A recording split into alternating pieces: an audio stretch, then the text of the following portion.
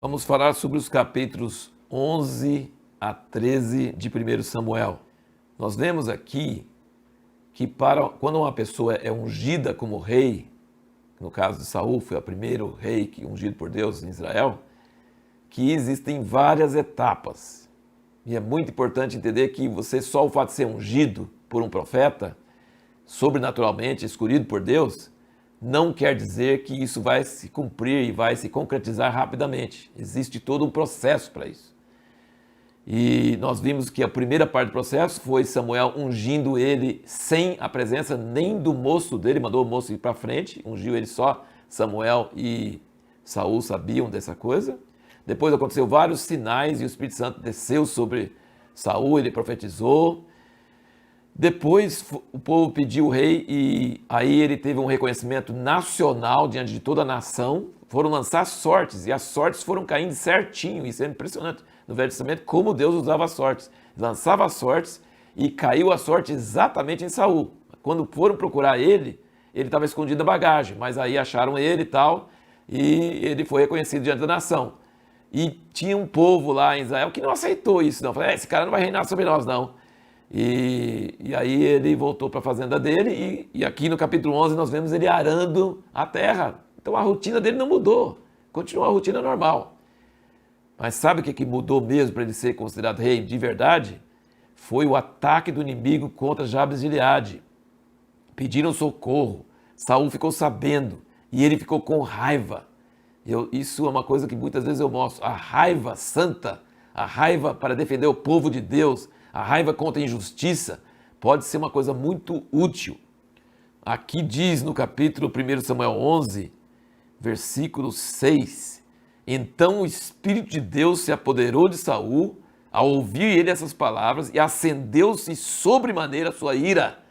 Então o Espírito veio sobre ele, assim como tinha vindo no tempo dos juízes, sobre vários juízes.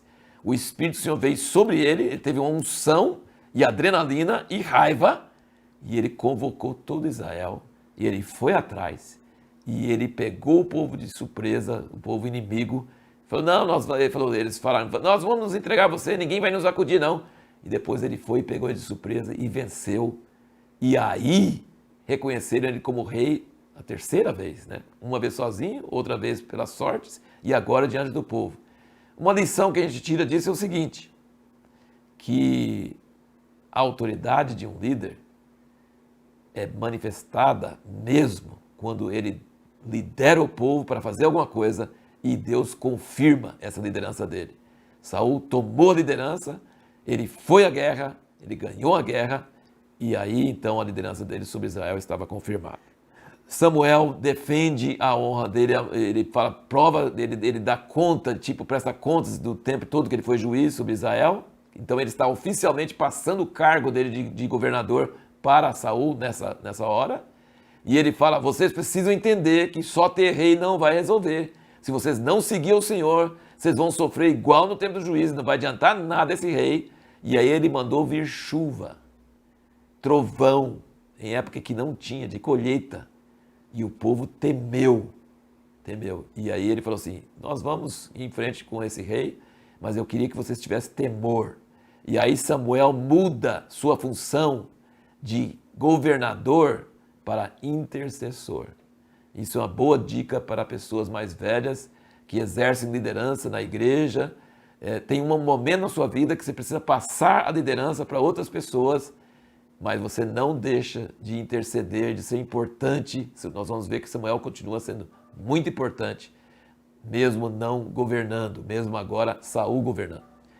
E nós temos que terminar esse vídeo nosso, essa fala nossa sobre esses capítulos, com uma coisa triste, porque a última fase da confirmação do reinado de Saul seria um teste, que Samuel tinha falado com ele desde o início, me espera para fazer um sacrifício. Aí Samuel atrasou. Será que Samuel atrasou por descuido? Não, ele atrasou de propósito. Ele atrasou de propósito para ver se Saul ia obedecer e esperar ele. Tem hora que é mais importante você ficar atrasado do que você correr. A pressa é inimiga da perfeição. E Saul, já que Samuel não chegava e o povo estava dispersando, então ele usou o bom senso, que não era tão bom, ele usou a lógica. Para nós o pecado dele é até meio simples, mas Samuel já chegou para ele falando: Deus te rejeitou, você não passou na prova e Deus já escolheu outra pessoa para reinar.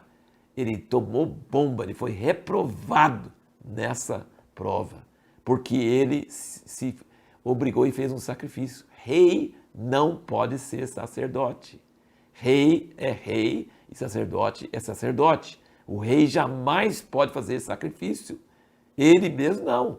Não pode unir o espiritual e o natural. Não pode ter o mesmo governo civil, ser o governo religioso. Não pode. Na palavra de Deus é separado. Isso só vai ser unido em Jesus. Mas na terra é poder demais para uma pessoa só. Não pode. O rei não pode fazer sacrifício. E Saul era religioso. Ele falou assim: você não vinha. E aí eu pensei, o povo está dispersando. E eu não aplaquei a Deus. E sabe o que Samuel fala com ele? Ele fala assim: é muito melhor você obedecer do que você aplacar Deus. Em vez de aplacar Deus, ele fez Deus ficar com raiva e rejeitar ele.